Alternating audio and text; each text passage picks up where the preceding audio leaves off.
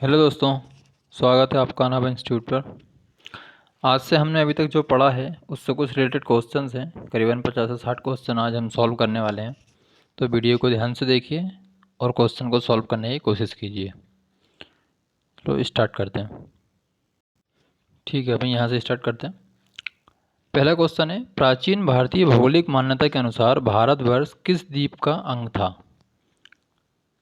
भारतवर्ष किस द्वीप का अंग था भौतिक मान्यताओं के अनुसार?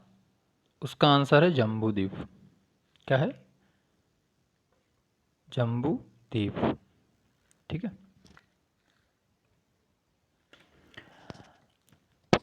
पौराणिक भूगोल के अनुसार जम्बू द्वीप भूलोक के सप्त महाद्वीपों में से एक था। यह द्वीप पृथ्वी के केंद्र में स्थित था। इसके इलाव्रत भद्रास, किंगपुरुष, भारत, हरि, केतुमाल, रम्यक, कुरु, हिरण्य, ये नवखंड हैं। मतलब ये सब इसके नाम थे। और इनमें भारतवर्षी मृत्यु लोक है। सब मतलब मान्यताओं के अनुसार है, सब ग्रंथों में लिखा हुआ है। शेष देवलोक थे। मतलब भारत जो है वही मृत्युलोक था, बाकी जो कुछ था वो सब देवलोक था। ठीक है। इसके चतुर्दिश लवण सागर है। जम्बू द्वीप का नामकरण यहाँ स्थित जम्बू वृक्ष, जो कि जामुन का वृक्ष था, उसके कारण पड़ा था जम्बू वृक्ष। जम्बू नाम पड़ा था जम्बू वृक्ष के नाम पर, तो इसलिए उसको जम्बू द्वीप बोलने लगे थे। आपको याद ये रखना है कि इसको क्या बोलते हैं, भारतवर्ष किस द्वीप का अंग था? जम्बू द्वीप का। ठीक है, नेक्स्ट क्वेश्चन पे बढ़ते हैं। सर्वप्रथम इंडिया शब्द का प्रयोग भारत के लिए किस भाषा में किया गया था? तो सबसे पहले जो प्रयोग किया गया था वो ग्रीक लोगों ने किया था। किसने? ग्रीक। हाँ, बिल्कुल सही है।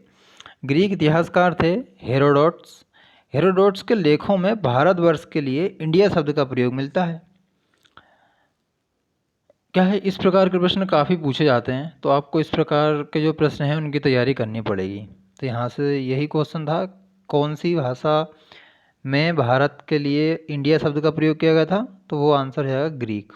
नेक्स्ट, भारत की मुख्य भूमि की दक्षिणी सीमा कितनी है? अब आपको ध्यान होगा, मैंने आपको बताया भी था, फिर से बता देता हूँ। ये इंडिया था, ये 8.4 था। 8.4 डिग्री से ऊपर कितना? 37.6। तो इसका आंसर क्या होगा? इसका आंसर होगा 8.4। ठीक है, ये मैं आपको इसलिए पढ़ा रहा हूँ, इसमें काफ़ी सारी डिटेल्स भी दी हुई है, जिससे आपको और चीज़ों के बारे में जानकारी मिले। ठीक है, यहाँ पे दिया हुआ है भारत की निरक्षेप अवस्थिति 8.4 से 37.6 उत्तरी अक्षांश और 68.7 से 97.25 पूर्व देशांतर के मध्य। और इसकी उत्तर दक्षिण की लंबाई कितनी है? 3214 किलोमीटर। और पूर्व से पश्चिम कितनी है? 2933 किलोमीटर। तो ये आपको याद रखनी है, ये अधिकतर प्रश्नों में पूछा जाने वाले सवाल हैं। इसकी स्थलीय सीमा की लंबाई कितनी है? टोटल 15,200। 15,200 है स्थलीय सीमा की, लेकिन समुद्र तट की भी लंबाई मिला देंगे तो 15,517 इसमें दिया है, वैसे है 15,516.6 है। कुल क्षेत्रफल 32,87,263। नेक्स्ट, भारतीय मानक समय रेखा आधारित है, कितनी है? बताई थी मैंने आपको, कितनी? 82.5 डिग्री पूर्वी देशांतर। अब इस बात का ध्यान रखना है आपको, देखो ये पूर्वी देशांतर है, ये दक्षिणी देशांतर है तो दोनों 82.5 लेकिन आपको ध्यान रखना है कि भारत पूर्वी देश में आता है, पूर्वी देशों में आता है। भाई ये पृथ्वी है, ठीक है, ये 0 डिग्री है, ये भी 0 डिग्री है, ये वाली अक्षांश है, और ये खड़ी वाली जो रेखा है उसको देशांतर रेखा बोलते हैं। क्या बोलते हैं? देशांतर रेखा बोलते हैं। ठीक है, भारत जो है वो कुछ इस टाइप में है, तो यहाँ से देखोगे तो कहाँ पड़ता है? पूर्व में पड़ता है ना, इसलिए पूर्वी बोलते हैं। तो आंसर हो जाएगा 82.5 डिग्री पूर्व देशांतर पर। भारतीय मानक समय रेखा 82.5 पूर्व देशांतर से लिया जाता है। 120 पूर्वी देशांतर से, 120 पूर्वी देशांतर एवं भारतीय मानक समय के बीच देशांतरीय अंतर कितना है? 120 डिग्री। तो 120 डिग्री में से 82.5 डिग्री माइनस कर देंगे, कितना आ जाएगा? 37 डिग्री। ठीक है। नेक्स्ट, भारत का प्रमाणिक समय उस समय का स्थानीय समय है जो स्थित है। कहाँ स्थित है? मैंने आपको बताया था इलाहाबाद के नैनी के पास है, तो ये आंसर इसका इलाहाबाद हो जाएगा। भारत की प्रमाणिक माध्यान्ह रेखा 82.5 डिग्री ईस्ट में है, मतलब पूर्वोत्तर में है, पूर्व में है, जो इलाहाबाद के कहाँ से गुजरती है? इलाहाबाद के नैनी से गुजरती है। प्रत्येक देश का मानक समय ग्रीनविच टाइम से आधा घंटा के गुणांक के अंतर पर निर्धारित किया जाता है। तो ये ग्रीनविच टाइम्स पे है 0 डिग्री, फिर वहाँ से अपना भारत आता है आगे। नेक्स्ट, इंडियन स्टैंडर्ड टाइम और ग्रीनविच मीन टाइम में कितना अंतर है? मैंने आपको पहले ही बता दिया था, 5.5 घंटे है। अब ये कैसे है वो भी मैंने आपको बताया था कि ये ग्लोब है, यहाँ पे 0 डिग्री है, यहाँ पे भारत है, तो यहाँ से यहाँ तक का 5.5 घंटे का अंतर है। 5.5 घंटे अपन आगे हैं, यदि यहाँ पे 12 बज रहे हैं तो अपने यहाँ पे 5:30 बजेंगे। इंडियन स्टैंडर्ड टाइम और ग्रीनविच मीन टाइम में 5.5 घंटे का अंतर होता है। भारत में स्टैंडर्ड टाइम के लिए इलाहाबाद जिले के नैनी में अवस्थित देशांतर 82.5 पूर्वी मानक समय है, तो ये भी ध्यान रखना है आपको। नेक्स्ट, भारत का ध्रुव दक्षिणी भाग की भूमध्य रेखा से दूरी कितनी है? ठीक है, ये मैंने आपको बताई नहीं है, पर ध्यान रखो। ये अपना है ग्लोब, ये है 0 डिग्री अक्षांश रेखा, 0 डिग्री, ठीक है। यहाँ पे पड़ता है भारत, तो यहाँ से यहाँ तक की जो लंबाई है वो है 876, ठीक है, 876 है, तो इसका आंसर आएगा 876 किलोमीटर। ये क्वेश्चन ऐसा ही बन सकता है, हाँ ठीक है, उसमें दिखा हुआ है भूमध्य रेखा से भारत की दूरी कितनी है, ऐसा भी हो सकता है, तब भी आंसर आएगा कितना? 876 किलोमीटर। भारत के दक्षिणी भाग की भूमध्य रेखा से मात्र 876 किलोमीटर दूर है। नेक्स्ट, भारत की स्थलीय सीमा की लंबाई कितनी है? अब देखिए, मैंने आपको बताया था अभी 7,516.5, 7,516.5 भी है, कहीं कहीं 6 भी दिया है, तो आप दोनों याद रखिए, वैसे 6 ज़्यादा अप्रोप्रिएट आंसर होगा। तो ये भी इसका नहीं नहीं नहीं नहीं, क्या पूछा क्या है इसने? गलत हो गया। देखिए, मैंने भी गलत कर दिया, क्योंकि मैं सब आपके सामने क्वेश्चन लगा रहा हूँ, मैंने पहले इनको सॉल्व नहीं करा। इसने बोला है भारत की स्थलीय सीमा की लंबाई कितनी है, द्वीपों की लंबाई नहीं पूछी उसने। देखिए, क्योंकि यहाँ पे दिया हुआ है ना, ये भारत की स्थलीय सीमा की लंबाई 15,200 किलोमीटर है। भारत की सबसे लंबी स्थलीय सीमा किसके साथ लगती है? बांग्लादेश के साथ लगती है। बांग्लादेश के साथ है। भारत की स्थलीय सीमा बांग्लादेश, चीन, नेपाल, म्यांमार, भूटान और अफगानिस्तान से लगती है। बांग्लादेश के साथ भारत की कुल स्थलीय सीमा कितनी है? 4,096 किलोमीटर है। ये पॉइंट आपको याद रखना है, मतलब ये पॉइंट बहुत अच्छा है, आपको याद रखना चाहिए। 4,096 किलोमीटर है। जबकि पाकिस्तान के साथ कितनी सीमा है? 3,323, और नेपाल के साथ 1,751।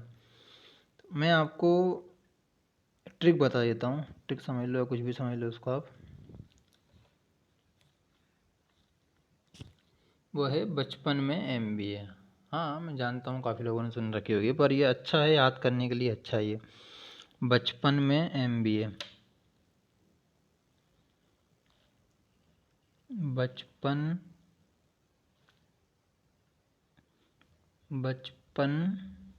में MBA, ठीक है, बचपन में MBA। बा से बांग्लादेश सबसे ज़्यादा, चा से चीन दूसरे नंबर पे, बचपन पा से पाकिस्तान है ये थर्ड नंबर पे, एन से ना से नेपाल, फिर ये एम से बचपन में MBA, एम मतलब म्यांमार, फिर ये बी मतलब भूटान, फिर ए मतलब अफ़गानिस्तान। तो आपको ये कोड याद रखना है, बचपन में MBA, बस आप ये याद रखते हो तो आपको पता रहेगा कि भारत की सबसे ज़्यादा सीमा किसके साथ है और सबसे कम सीमा जो है वो किसके साथ है। ठीक है, नेक्स्ट। द्वीपों सहित भारत के तट रेखा की लंबाई कितनी है? ये सवाल होता वहाँ पे, तब उसका आंसर होता 7516.5 या 6 किलोमीटर। देखिए यहाँ पे 6 लिखा है, यहाँ पे 6 लिखा है, ऊपर 5 लिखा है। मैंने बताया आपको कि कोई बात नहीं, कहीं पे कुछ होता, लेकिन आप मोटा मोटा याद रखो कि 7516 है। द्वीपों सहित है, और द्वीपों सहित हटा दें तो कितनी हो जाएगी? 6100 किलोमीटर। ये जो यहाँ पे 6300 दिया है, ये भी थोड़ा गलत लिखा है, ये ठीक रहेगी। कब? जब वो बोले भारत की भारतीय समुद्र रेखा की कुल लंबाई तो इतनी है, लेकिन भारतीय मुख्य भूमि का तटीय विस्तार कितना है, तब आएगा 6100। ठीक है, नेक्स्ट। भारत की उत्तर से दक्षिण तक की लंबाई, मैंने अभी आपको बताया था कि उत्तर से दक्षिण की लंबाई, पूर्व से पश्चिम की लंबाई। याद रखिए, भारत की उत्तर से दक्षिण तक की जो लंबाई है वो ज़्यादा है, और पूर्व से जो पश्चिम की लंबाई है वो कम है।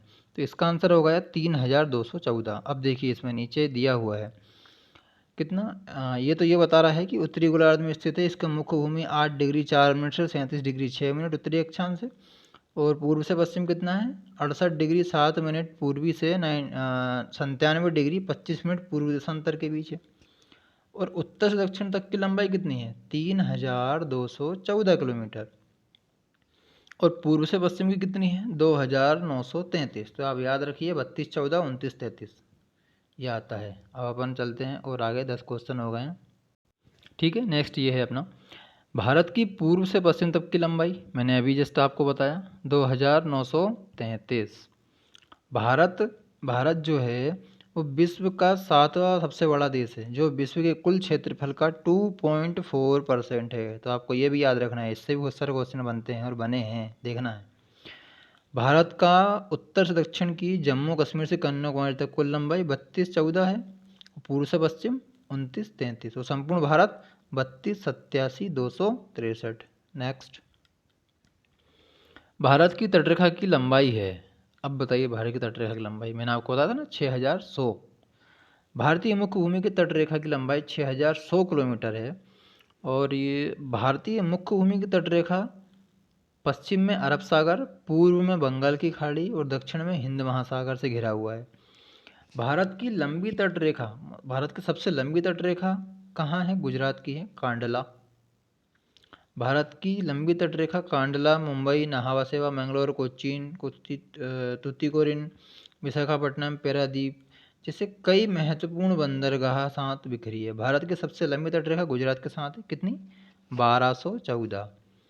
1214। ये सब बंदरगाहों के नाम दिए हैं, मैं आपको पढ़ाऊँगा बंदरगाह, जो कि अभी टोटल जो है वो 13 बंदरगाह है, मेजर पोर्ट, जिसमें से 13वां जो बना था वो बधावन में बना था, कहाँ पे? महाराष्ट्र में। नेक्स्ट।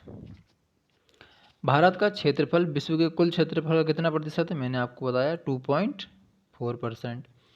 भारत का कुल क्षेत्रफल 3287, एक सेकंड, क्या लिखा है? गलत लिखा है क्या कुछ? भारत का कुल क्षेत्रफल 3287 240 नहीं है, 263 है। ठीक है, ये है 3287 263 है, ना कि 240 है, 43 है, 240 है। ठीक है, याद रखना है। कुल क्षेत्रफल का 2.4% है विश्व के मानचित्र का। लेकिन आबादी का दूसरे नंबर पे आते हैं अपन, मतलब सबसे पहला आबादी में चीन है, दूसरे नंबर पे भारत आता है।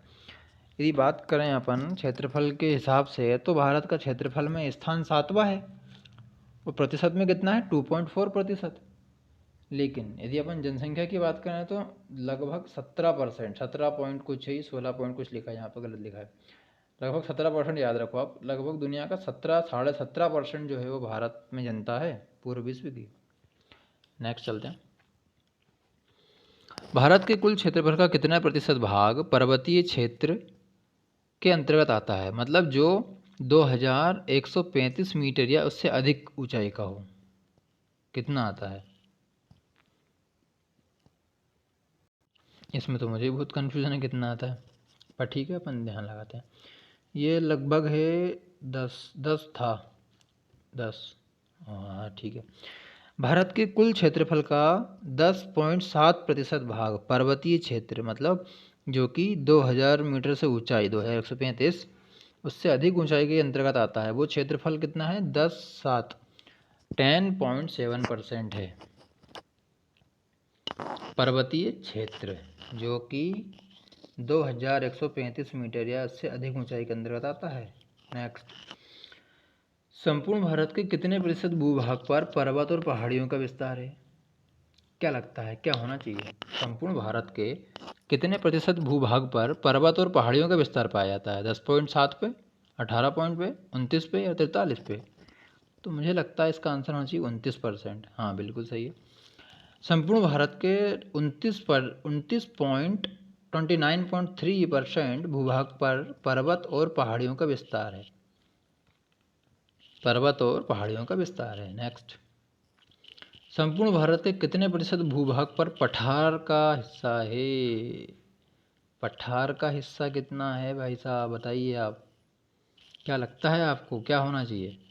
क्योंकि अपन ने अभी अभी क्या ऑप्शन पढ़े, 10.7 पढ़ा जो कि 2000 मीटर से ऊंचाई वाला था। इसके पीछे अपन ने क्या पढ़ा? इसके पीछे अपन ने पढ़ा था पहाड़ियाँ, भूभाग, पर्वत और पहाड़ियाँ, जो कि 29% था, है ना। और अब इसका आंसर कितना होना चाहिए? संपूर्ण भारत के कितने प्रतिशत भूभाग पर पठार का विस्तार पाया जाता है? 27.7 पे, 29 गलती से लग गया। अब संपूर्ण भारत के 27.7% भूभाग पर पठार का विस्तार पाया जाता है। नेक्स्ट, संपूर्ण भारत का कितने प्रतिशत भूभाग पर मैदान का विस्तार पाया जाता है? 43% पे पाया जाता है। नेक्स्ट, भारत की प्रादेशिक जल सीमा समुद्र तट से कितने समुद्री मील तक है? देखिए मैंने आपको बताया था 3 रेखाएं थी। पहली थी ये जो लिखी हुई है, ये जो लिखी हुई है कौन सी? प्रादेशिक जल सीमा 12 तक थी। दूसरी थी एक अभिन्न या संलग्न संलग्न क्षेत्र, जो मैंने बताया था 24 तक है। और तीसरा था अनन्य आर्थिक क्षेत्र। कौन सा? अनन्य आर्थिक क्षेत्र। ठीक है, मैं भी यहाँ इस पर ठीक से लिख नहीं पा रहा हूँ, अभी शुरुआत है तो थोड़ा समय लगेगा, वो ठीक से लिखा नहीं पाता इस पर अभी। अनन्य आर्थिक क्षेत्र था वो थी तो टोटल कितनी? 200 समुद्री मील तक, वो है 200। तो देखिए बताता हूँ मैं आपको।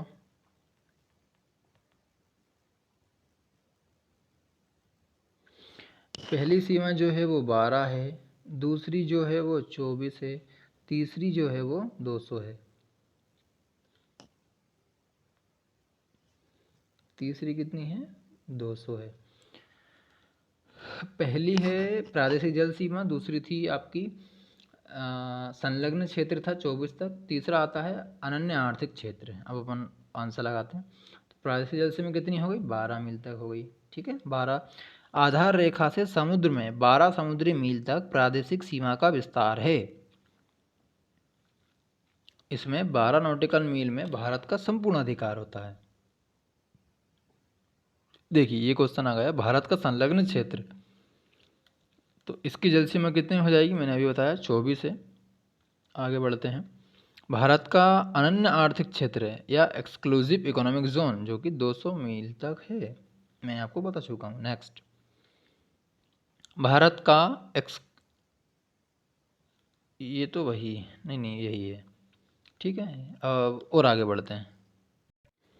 भारत के कितने राज्य समुद्र के किनारे पर हैं? भारत के कितने राज्य समुद्र के किनारे पर हैं? टोटल 9 राज्य हैं। कौन कौन से राज्य हैं मैं आपको बता देता हूँ, यहाँ पे लिखा हुआ भी है। पहला है गुजरात, महाराष्ट्र, गोवा, कर्नाटक, केरल, तमिलनाडु, आंध्र प्रदेश, उड़ीसा और पश्चिम बंगाल। आप याद कैसे रखोगे इन सबको? देखिए मैं छोटा सा मैप बनाने की कोशिश करता हूँ। ये मैंने मैप बना दिया है ना। ये है, एक सेकेंड, ये है गुजरात, ये है महाराष्ट्र, ठीक है, ये छोटा छोटा छोटा सा ये है गोवा, ये यहाँ से यहाँ तक है, ये है कर्नाटक, यहाँ से यहाँ तक ये इसको बोलते हैं केरल, यहाँ से यहाँ तक ये है आपका तमिलनाडु, फिर इतना है, इसको बोलते हैं आंध्र प्रदेश, फिर यहाँ पे है उड़ीसा, और ये जो क्षेत्र है इसको बोलते हैं पश्चिम बंगाल। ठीक है, तो हो गए आपके 9 हो गए पूरे कंप्लीट। गुजरात, महाराष्ट्र, गोवा, कर्नाटक, केरल, तमिलनाडु, आंध्र प्रदेश, उड़ीसा, पश्चिम बंगाल। टोटल कितने हैं? टोटल 9 हैं, आपको ध्यान रखना।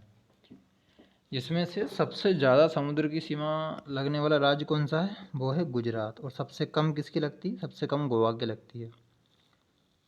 नेक्स्ट चलते हैं। भारत में सबसे लंबी तटरेखा मैंने आपको बता दिया गुजरात की है, और सबसे छोटी गोवा की है। नेक्स्ट चलते हैं।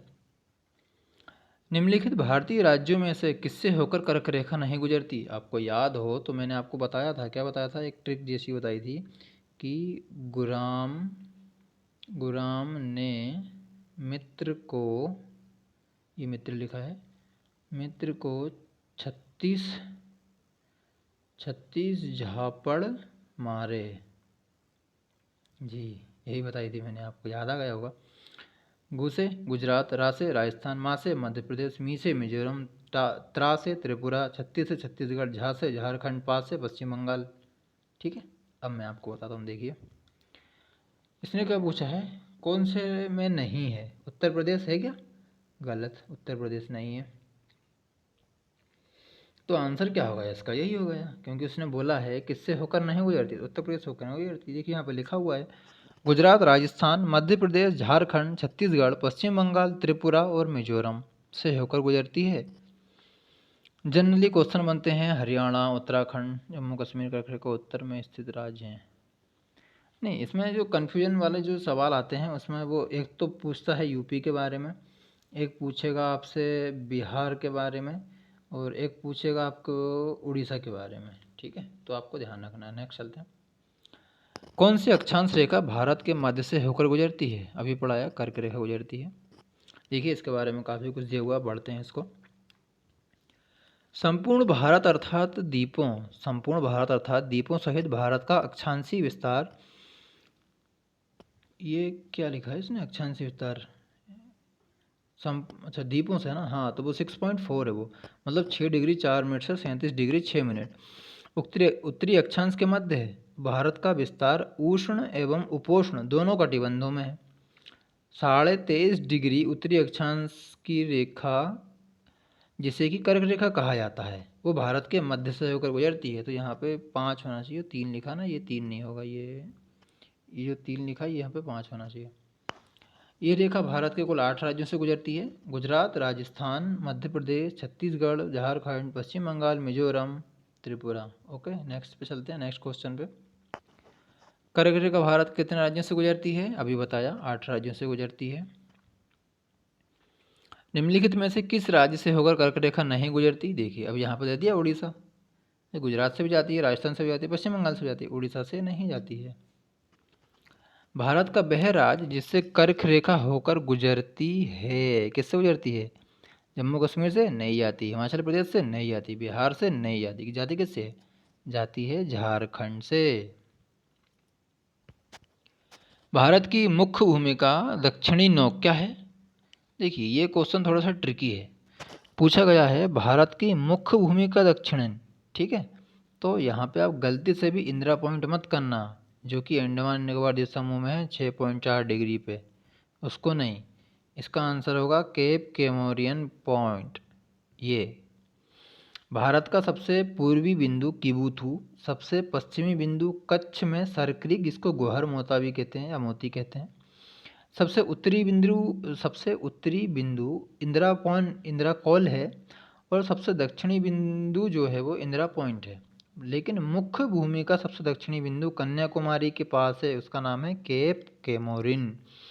क्या है? केप केमोरिन, जो उसका आंसर भी है। तो आंसर क्वेश्चन में क्या पूछा है आपको उस हिसाब से जवाब देना है, ना कि क्वेश्चन को पढ़ के जल्दी जल्दी करना है। ठीक है, नेक्स्ट पे चलते हैं।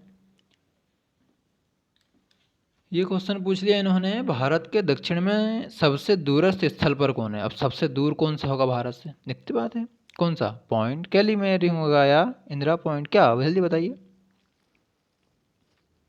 नहीं समझे? इंदिरा पॉइंट ही तो होगा सबसे दूर। क्या 6.46 डिग्री 4 मिनट पे है, मतलब सबसे एंडिंग का है ना भाई। मुख्य भूमि की बात करूं तो मैंने आपको बताया केप केप केमोरिन है, लेकिन पूरा दक्षिणी पूछे वो, जैसे उसने पूछा है कि भारत के दक्षिण में सबसे दूर स्थल, दूरस्थ मतलब सबसे दूर का स्थल कौन सा है, तब वहाँ पे इंदिरा पॉइंट लगाएंगे। नेक्स्ट चलते हैं। इंदिरा पॉइंट का अन्य नाम क्या है? इंदिरा पॉइंट को पार्सन पॉइंट भी कहते हैं, लाहीचिंग भी कहते हैं और पिगमेलियन पॉइंट भी कहते हैं। ये आई थिंक मुझे याद है, मैंने बताया था। नेक्स्ट चलते हैं। ठीक है, कुछ पढ़ लेते हैं इसके बारे में।